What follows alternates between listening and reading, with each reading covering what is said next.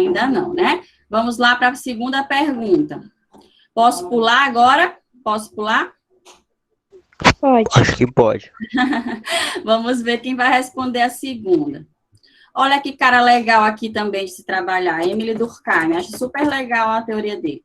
Ó, Emile Durkheim, tá? Aumentar aqui a imagem. Emile Durkheim. Só um momentinho. Emile Durkheim. Aí, a primeira pergunta que eu quero que vocês respondam é: o que são fatos sociais? Primeira pergunta: o que são fatos sociais?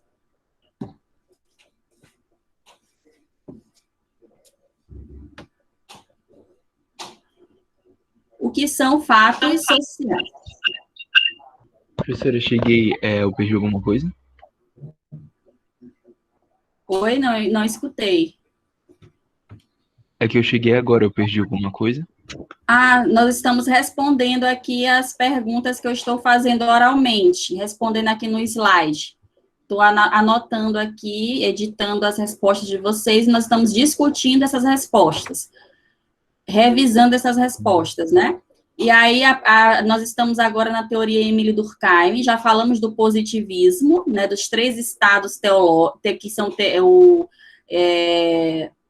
estado teológico, metafísico e científico, que é o positivo, né, estado positivo da sociedade, que, segundo Augusto Comte, a sociedade deveria caminhar, né, para esse tipo de estado bem aqui. Já falamos o que cada um é, as características, e agora, situando você aí, nós estamos falando em teoria Emile Durkheim. E a primeira pergunta que eu fiz, que eu quero que vocês respondam, é: o que são fatos sociais? Tá. Qualquer um pode responder? Pode responder, viu? Quem quiser responder. O que são fatos sociais? Eu acho que é tipo... Botaram bem ali no chat. Oi? Deixa eu ver aqui o chat, o que estão colocando aqui. Quando eu compartilho a tela, não dá para ver vocês. Eu quero que vocês respondam lá no alto para mim mesmo, oral, tá? Para eu colocar lá a resposta. Hoje não é no chat a resposta, tá? Mas aí uma pessoa já botou aqui, que foi a Emanuele. Ela disse o seguinte, que os fatos sociais, elas são a maneira de agir dos indivíduos, de um determinado grupo e da humanidade em geral. Está correto? O que vocês acham? Eu posso complementar só um pouquinho? Pode e deve. Vamos lá. E além disso, das maneiras de agir, também tem a ver com a cultura, com os ensinamentos que são passados, tipo, de geração em geração. De modo geral, a cultura que envolve os povos e o mundo todo, ela é cristã, essa daqui não é. É tipo, as culturas em geral. Olha aí como vocês responderam bonito, até editei aqui, A partir do que a Emanuele, quem foi Luna que respondeu agora? Sim. E Luna, deixa eu só aceitar mais uma pessoa que chegou aqui. E Luna responderam o seguinte, olha só que elas responderam, que os fatos sociais são o quê? Maneira de agir, esqueci aqui, de agir de quem? Dos indivíduos,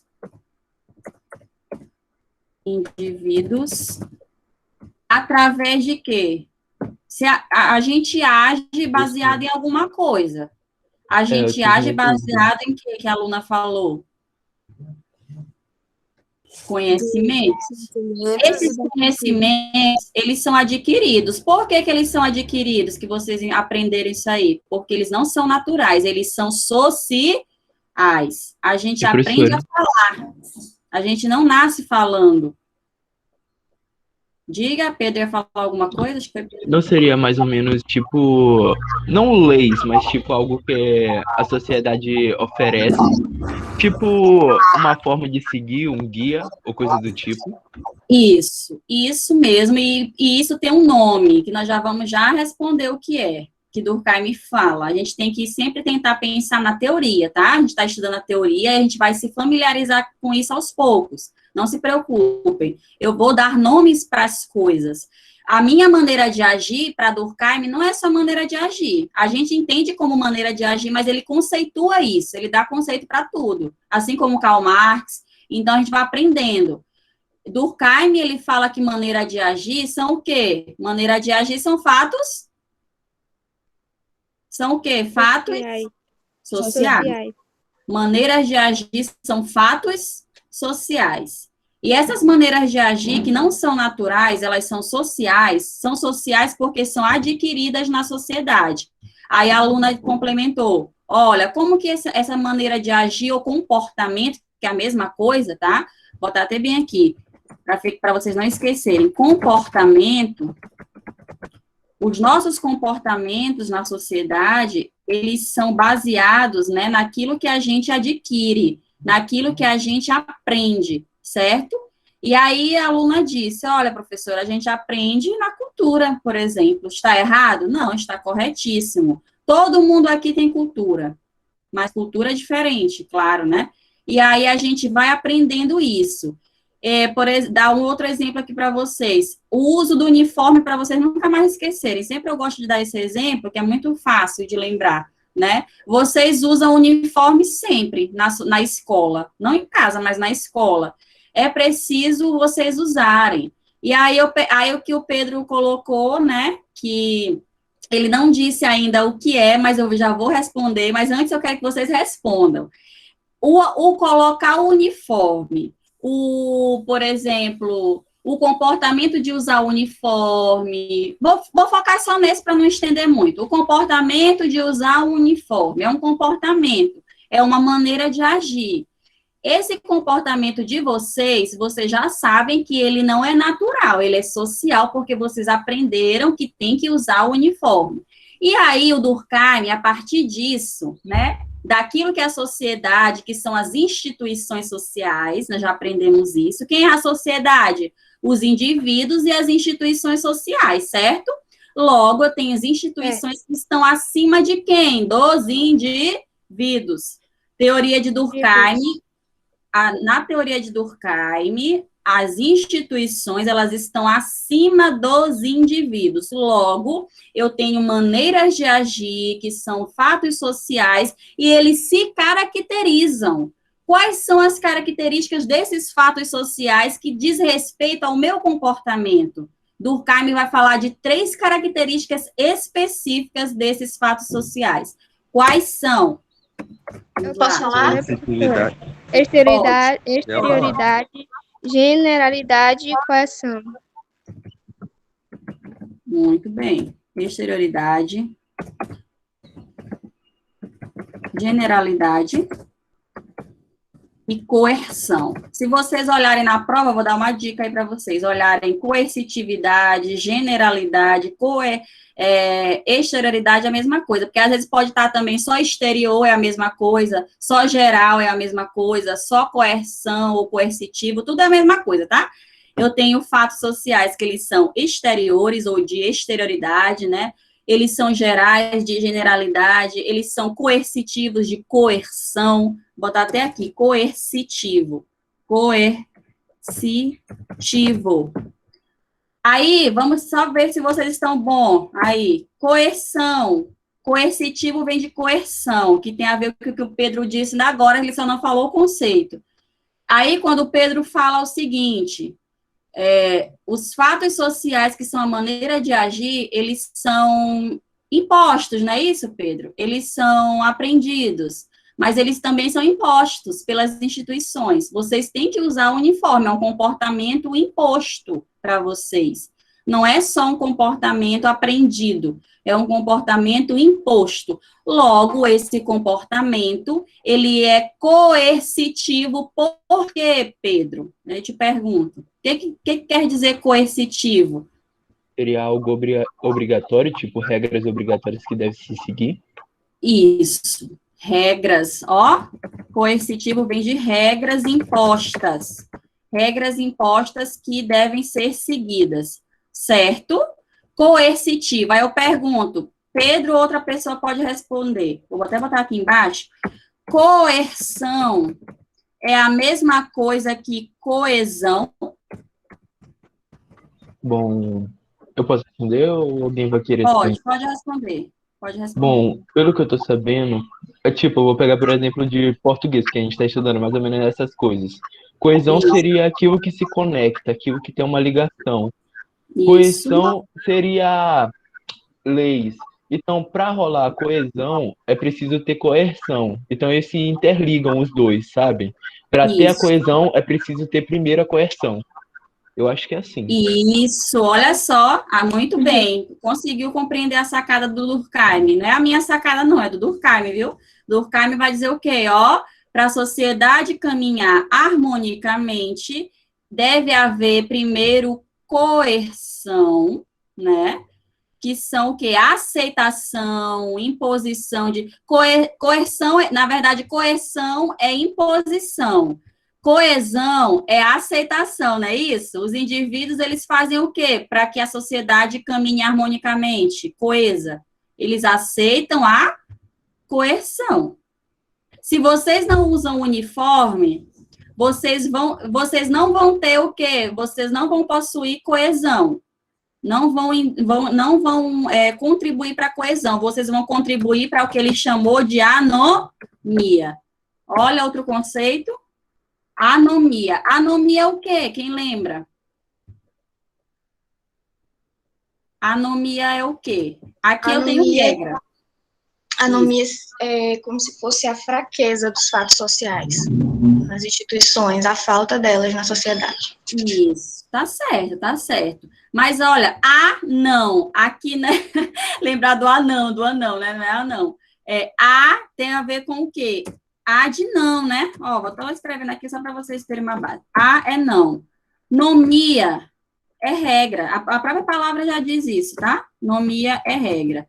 Logo, se a sociedade, ela não aceita, que na coesão, né? Ela não aceita as regras, o que acontece? Vai haver uma anomia. A anomia é o que Durkheim chamou de quebra de regra. Ou nãozinho bem aqui, não aceitação de regra. Eu só destrinchei a palavra para um macetezinho para vocês.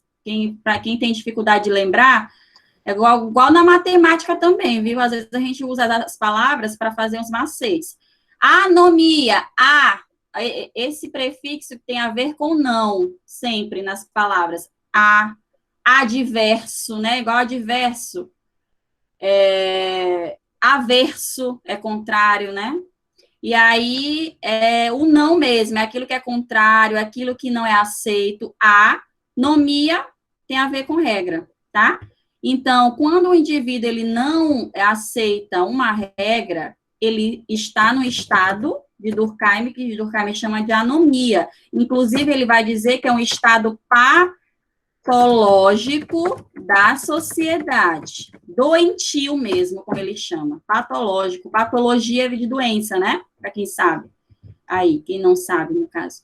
Então, observe, eu tenho a coerção, os fatos sociais são coercitivos, porque existem regras que são impostas, e para a sociedade caminhar coesa, os indivíduos têm que aceitar essas regras.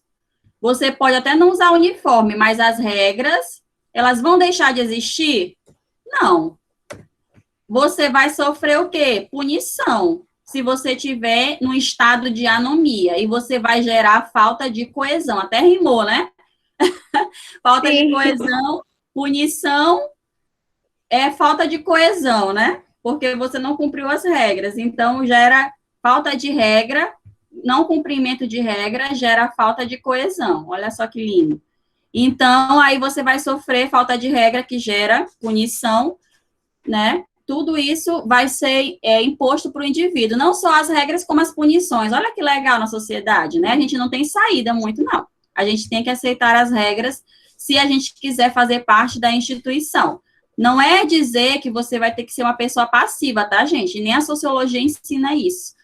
Para isso que a gente estuda também, vocês vão estudar os movimentos sociais, a importância dos direitos na sociedade, direitos humanos, deveres nossos, enfim, nós temos direitos, mas nós temos deveres, etc. Mas o que eu estou falando aqui é a teoria de Durkheim no sentido do que ele apontava, né? Olha, Eu preciso cumprir as regras. E, gente, regras são boas, apesar que às vezes a gente acha chato. Mas imagine uma sociedade sem regra. Não seria complicado? Porque cada um pensa de um jeito, né? E aí, se não tivesse... Já pensou um local que não tem lei de trânsito? Que seria uma loucura. Porque tendo lei de trânsito já é uma loucura, né? Ali, imagine se não tivesse, né? Então, existem regras que, de repente, você não concorde. Mas o que Durkheim quer dizer é que, independente de você não concordar, elas vão existir. E a gente, para não ficar, digamos assim, fora, né, não pertencer, porque Durkheim ele considerava muito importante a coesão, o relacionamento grupal, a coletividade para Durkheim era muito importante para a sociedade. Ou seja, o coletivo, a consciência coletiva, que ele chamava, né? Existe a consciência coletiva e a consciência individual, né? O Weber, que vocês vão estudar nas outras aulas, ele já vai partir da consciência individual para entender a sociedade. Durkheim, não. Durkheim, ele vai tentar entender as relações sociais a partir da consciência coletiva. Ele vai dizer que os fatos sociais, eles são gerais, até botar em negrito aqui. Por que eles são gerais? Existe uma consciência coletiva, né? Por que será que essa consciência coletiva, que é tão importante que, segundo Durkheim, para a sociedade ser coesa, ela existia? Por quê? Quem lembra? Qual a característica de generalidade?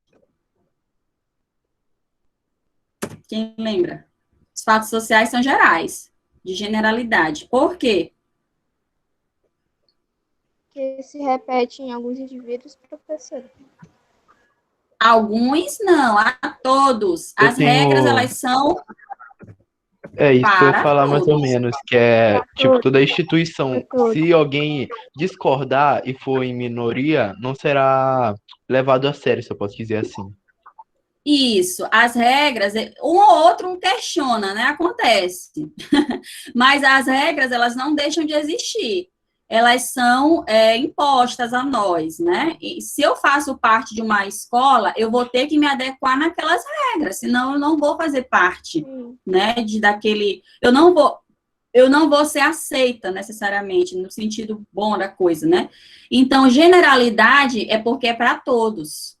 As regras, quando a gente entra na escola, chegar às 7h30 da manhã, ou 7h15, 7h20, né, que tem o acolhimento toda vez, não é só para Pedro, não, ou só para a professora Bianca, não. É para todos. Essa regra é geral. Claro que existem as especificidades, né, deveres que são diferentes, logicamente, né, mas as regras, elas são impostas para todos. O uso do uniforme é para todos. Não é só para a aluna, para Pedro, Emanuele, não. Todos têm que aderir às regras de acordo com Durkheim para que não haja conflito. Porque ele dizia, olha, se a sociedade ela está nesse estado de quebra de regra, de anomia, vai haver muitos conflitos na sociedade, né? E aí, daí que Durkheim começou a estudar muitas coisas, como o suicídio, a questão Ele estudou muito sobre educação, sobre religião, sobre suicídio. Tem até uma obra dele que é só o suicídio, tá? Depois vocês podem pesquisar. E ele vai tentar analisar, a partir, inclusive, da própria consciência coletiva religiosa até, como que se dá a questão do suicídio, né? Ele vai dizer que acontece muitas vezes em determinadas religiões e não em outras, enfim, ele parte de vários princípios para estudar. Oi, quer falar? Não tem muito a ver com o assunto agora, mas eu queria saber se alguma parte da sociologia a gente vai estudar o anarquismo. Só lá para o 3º ano vocês podem ver alguma coisa sobre isso. Mas, na verdade, dependendo da situação, eu posso falar antes para vocês, não tem problema, tá? Não tem mais, até porque no IEMA, a gente mesmo, o modelo de educação agora, que ele está se inovando, não tem mais nem muito isso, né, da gente ficar focando só em uma série. Se houver a necessidade de um conteúdo, vocês ou quiserem muito trabalhar, ou sentirem a necessidade até para o curso de vocês mesmo, eu posso trabalhar, tá bom? Vocês mesmos podem me dar sugestão. Ah, professora, no nosso curso, acho que seria bom a gente trabalhar esse assunto aqui. Tem a ver com a sociologia? Se tiver, ótimo, eu vou trabalhar com vocês. Aí vejo outro professor que está trabalhando. Professor, por exemplo, na 102 é agroecologia. Na 101 é administração. Na 102, quem é o professor fixo de vocês, gente? Mesmo da base técnica? Só perguntando aqui rapidinho. Na 102. Tem um professor da base técnica, né, de vocês. Da 101 é a S, com certeza. Da 103, eu não sei se é Alisson, deve ser. Então, deu para entender, Pedro? Dependendo da necessidade, a gente pode adiantar algum conteúdo, tá certo? Não tem esse problema mais. Vocês, pela minha ementa, que é o programa da disciplina, a gente coloca sempre para o terceiro, mas isso acabou de dizer que é só no terceiro, né? Se houver necessidade, a gente pode trabalhar em algum momento, tá bom? E até porque no primeiro ano eu vejo que flui muito rápido os assuntos. Eu acho que até bem menos assunto do que no segundo e terceiro ano. Terceiro ano os assuntos são muito extensos, que é Estado, poder e política, que a gente vai falar dos tipos de Estado. Aí que entra, né, o que é anarquismo, o que é democracia, e aí vai, né? Então, Deve ser muito legal, nós podemos, cara. de repente, Eu só acho falar ruim. sobre isso. Eu só acho ruim porque assuntos assim tão extensos deveriam entrar desde o primeiro, né? Já como esse ano já vai ter gente que vai votar e aí já poderia ter uma forma de estudo melhor sobre a forma política, a sociedade em si, como funciona. Entendi. Sim. A gente pode até fazer, de repente, um seminário sobre isso, para matar rapidinho o assunto, como eu digo, né? Abarcar o assunto bem rápido. Cada um pesquisar sobre um tema e faz a live sobre isso. A gente pode pensar nessa atividade, viu? Eu vou adiantar esse conteúdo, nós já vamos terminar dos clássicos, vocês têm que ver esses clássicos, é obrigatório mesmo, não tem como eu de repente, nem que eu desse no final do ano para vocês, mas eu tinha que falar isso. Só quero que vocês entendam que não existe mais esse negócio de ser só, lá, né, tá no terceiro ano o assunto, mas eu posso adiantar. Só isso, tá? Querendo dizer para vocês. Sem deixar de vocês verem o que importa na sociologia também, para vocês verem agora, né? Tá? Então, aí, para a gente finalizar, deixa eu ver aqui. Então, a generalidade já ficou entendido, e, por fim, tem aqui, qual foi o outro, gente? Exterioridade. Exterioridade, quem lembra? Rapidinho, que é? Os fatos sociais são exteriores. Por quê? Porque o indivíduo, ele adquire da sociedade. Isso. Só lembrar, teoria geral do Durkheim é o seguinte, né? Nos fatos sociais exteriores diz, instituições acima de quem?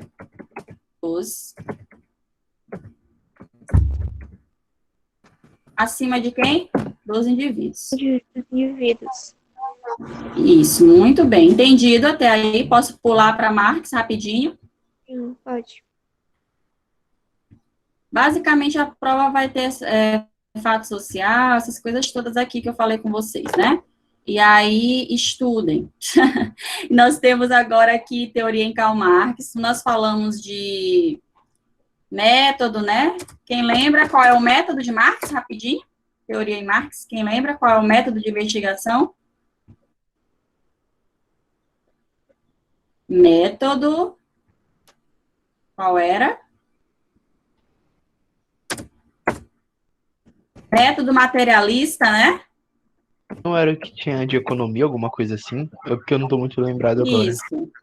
Materialista, histórico, dialético. Esse método, Pedro, outra pessoa que queira responder, ele tem a ver com a base material da sociedade. O que é base material? O que faz parte da base material? Economia, não é isso? Estou respondendo aqui, né, porque ela está terminando nosso tempo. Política, né? Economia, o trabalho, né? Tudo que envolve relações de trabalho, economia, é base material. Lembra que eu até dei o exemplo, a pirâmide, eu até deixei isso aqui propositadamente ou propositalmente, né? Essa pirâmide bem aqui, que você acha que está dando para enxergar, né? Essa pirâmide bem aqui, que, para vocês lembrarem, na base da sociedade, eu tenho quem? A infraestrutura, que é o quê?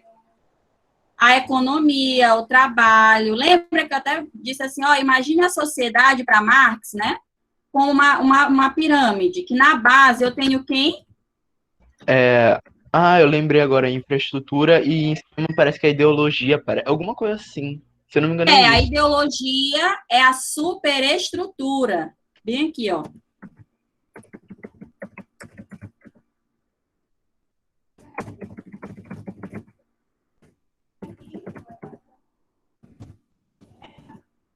Ó, pensamentos. Lembraram? Bem aqui eu tenho o quê? Na teoria geral de Marx. Eu tenho essa. Para você entender Marx, pense assim. Para você nunca mais esquecer. É igual Durkheim, eu dei aquele macete para vocês. Eu tenho indivíduos, na base é sociedade, é instituição, né? Não, é indivíduo. E no topo é quem? É instituição. A instituição está acima de quem? Dos indivíduos. E para Marx, o que Marx dizia? Eu tenho uma superestrutura, né? E a superestrutura, quem vai dominar quem? Quem vai influenciar mais diretamente quem? É a superestrutura que vai influenciar a infraestrutura, ou a infraestrutura, que é a base de uma sociedade, que vai influenciar a superestrutura. A infraestrutura que vai influenciar a superestrutura. Eu lembro disso porque eu não concordo. Não concordas por quê, Pedro? Qual é o teu pensamento? Cara, porque, tipo, a ideologia, para ter uma infraestrutura, que seria a economia, é preciso ter uma ideologia. Para algo surgir, é preciso ter uma ideologia. Para algo movimentar, botar em prática, é preciso ser pensado e idealizado. Por isso que eu não concordo muito bem com isso, mas... Mas aí você... a compreensão de Marx é no sentido do seguinte, que a nossa ideologia, que todo mundo tem uma, a nossa ideologia, bem aqui, ela está sustentada em algo, né? É nesse sentido que ele coloca. A ideologia em Marx, ela não surge do nada, não sei se seria a palavra, mas eu vou dar esse exemplo para vocês. Não surge ao acaso. Para Marx, a ideologia ela tem uma influência muito grande da base material da sociedade. É porque Marx ele era um autor também economista. Ele vai pensar, logicamente, a partir de economia, do trabalho. Tudo isso ele estudou. Então, ele era materialista nesse sentido, de tentar entender que as relações sociais... Aí vai ter outra pergunta para a gente finalizar aqui. Quem são, que vai estar na prova, quais são que a sociedade ela é pautada em relações sociais, de duas classes. Vou já perguntar quais são essas duas classes. Mas antes, só finalizar esse pensamento aqui, Marx, ele entendia que ele era filósofo, ele era o quê? Ele era tudo menos sociólogo, né? Mas a sociologia adotou ele. Ele era filósofo, ele era economista, ele também, se não me engano, fez parte da área do direito, se não me falha a memória agora, da biografia dele. Mas Marx, ele entendia assim, viu, Pedro?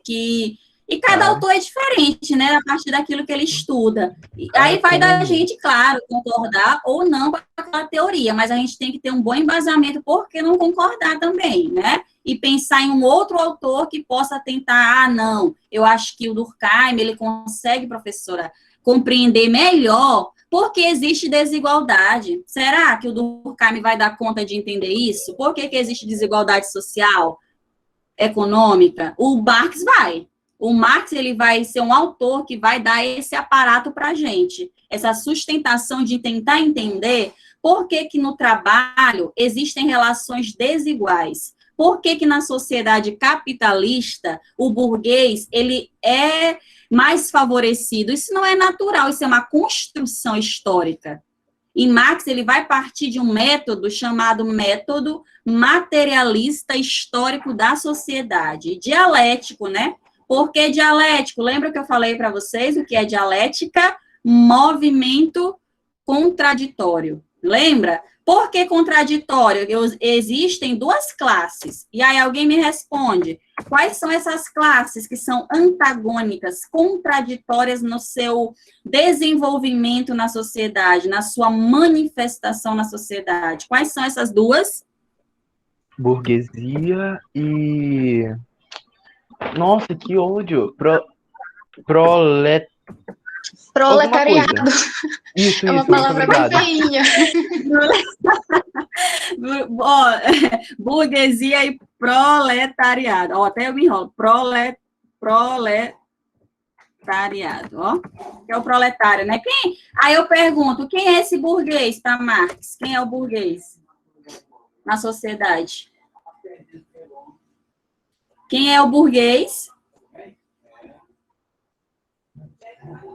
Botar logo aqui que já acabou nosso tempo. Tá acabando nosso tempo, né? É aquele que é dono dos meios de produção. É o banqueiro, né, gente? O banqueiro é burguês, o bancário. Dá um exemplo clássico, né? Sim. Os bancários da sociedade são o quê? Burgueses, né? Os empresários, etc. Por quê? Vamos supor, um médico, se um médico ele for prestador de serviço, ele não é dono da clínica, ele é apenas do hospital. Ele não é dono do negócio, ele é apenas um prestador de serviço. Ele é burguês ou ele é proletário, mesmo sendo médico, de acordo com Marx? Eu acho que é Burguês. proletário. Ele é Proletário. Ele é também. proletário. Ele é proletário. médico? Às vezes a gente acha que proletário é só aquele que é pobrezinho. E não tem nada. Não é bem assim, não. O proletário, na teoria marxista, logicamente que Marx, naquela época, ele foi estudar apenas os operários, né, gente, daquela época. Que é quando surgiu a Revolução Industrial, que estava bombando ali as grandes empresas, o Fordismo, né, depois veio o Toyotismo. E aí, Marx, ele foi estudar num período específico, mas trazendo para a nossa realidade hoje, na teoria marxista, o proletário são os vários prestadores de serviço hoje, inclusive prestadores de serviços que estão em condições precarizadas de trabalho hoje, né? Aí eu dei até um exemplo bem básico para vocês do processo de uberização, os Uberes, né? Prestadores de serviços, que até às vezes são autônomos, entre aspas, mas que são desfavorecidos na classe, enquanto classe social, porque não se tem mais tantas leis trabalhistas que amparem essas classes. Os sindicatos, por exemplo, de trabalhos hoje, eles têm se desmanchado, né? E aí nós temos um governo que não favorece também isso, um governo federal, por exemplo. Isso é uma outra história que não vai dar para trabalhar aqui agora, que vocês vão ver isso não só no terceiro, se houver necessidade, a gente faz antes, né? Mas eu adianto logo, é um assunto que eu trabalho lá no terceiro ano, sociologia do trabalho mesmo, que vocês vão ver Karl Marx novamente. Por isso que tem que entender agora, né? De agora, a base geral da teoria dele, para entender como que o trabalho funciona na sociedade. Né? As metamorfoses, o que é metamorfoses? Transformações, né? E aí ficou claro, qual o objeto de... Vamos ver aqui rapidinho, qual o objeto de Durkheim? Fatos sociais. Qual o objeto de Karl Marx? Classes sociais. E aí, Pedro, para te não te confundir, eu entendo de sua posição, é normal. Cada um, né, tem uma posição, uma opinião sobre o autor, é normal isso, até eu também. Mas, o que o Marx, por exemplo, dá conta de estudar muito bem, que serve até hoje? As relações entre classes sociais. O Durkheim, eu posso até tentar estudar a partir do método de Durkheim, mas eu acredito, né, enquanto pesquisadora, que se eu for estudar umas relações de trabalho, quem vai ali? Tu achas que é Durkheim ou Karl Marx, na teoria dele, que tenha mais sustentação? É Karl Marx, né? No sentido de entender essas relações, mas eu repito, não é só Karl Marx, existem outros autores que vão, inclusive, ou defender a teoria de Marx, ou de Weber, para estudar uma situação, mas existem teorias, gente, que digamos assim, conseguem explicar melhor uma situação social. É isso que eu quero que vocês entendam. Existem teorias que são mais aptas para explicar uma questão específica da sociedade melhor, Deu para entender isso aí também? Não quer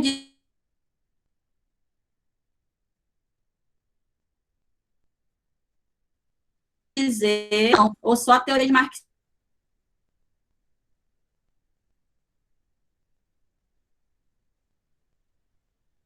Finalizando com vocês, o Marx, viu, Pedro? Não sei se ficou clara essa ideia do Marx aqui para ti. O Marx, ele vai partir dessa ideia de que a sociedade, ela caminha baseada, influenciada por uma ideologia dominante na sociedade. E isso eu estou falando de classes sociais. Nas classes sociais de uma sociedade capitalista, isso não serve para toda a sociedade, repito, a sociedade capitalista, que tem a burguesia. Essa burguesia, na teoria de Karl Marx, ela vai ser influenciadora, né, de toda a superestrutura, de todas as outras ideologias sociais. Ficou claro isso aí agora para vocês? Sim. Sim, professor. É como que o indivíduo trabalha, vou fechar logo aqui, é como que o indivíduo trabalha, tá? É como que ele trabalha, a forma que ele produz, que vai determinar, de acordo com Karl Marx, o pensamento. Ficou claro aqui para vocês agora? Essa ideia geral? Sim. É como que ele se relaciona no trabalho, né? Aquilo tudo vai ser influenciador na forma como ele vai agir. E Marx, ele queria entender, e ele era revolucionário, lembra que eu falei? Porque ele ia dizer, olha, ele escrevia, mas ele queria que os proletários criassem uma consciência de classe, que, segundo Marx, eles não tinham.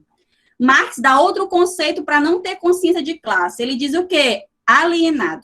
Chamava mesmo e dizia, falta de consciência de classe é alienação. Exploração do trabalho é mais-valia, que é outro conceito de Marx, né?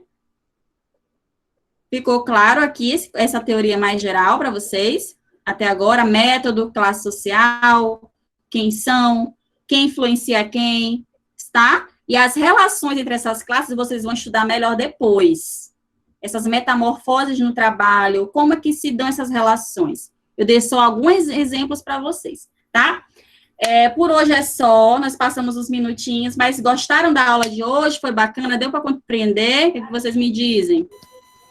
Foi bacana, deu para compreender. Foi bacana? Queria só tirar um selfiezinho antes de finalizar, tá, gente?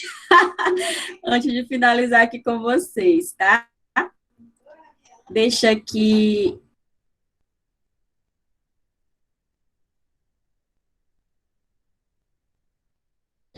Já ia pedir para vocês aparecerem aí. Tá escuro aqui, mas vamos lá. Sorriam. Gente, só o Pedro que apareceu na minha foto. Não acredito nisso. Professora, minha foto de perfil, eu já tô rindo. Não precisa não. Tá certo. Vocês vão ter live agora, né? Nem olhei no mapa lá de vocês. Sim. A minha também, por engano, rindo aí. Tá certo, gente. Obrigada pela participação, viu? Tchau, tchau. E boa prova na semana que vem. Espero todo mundo tirar 10, viu? Nessa prova. Tchau, professor. Tchau, tchau. Tchau, professora. Bom dia. Tchau, Bom professor. dia.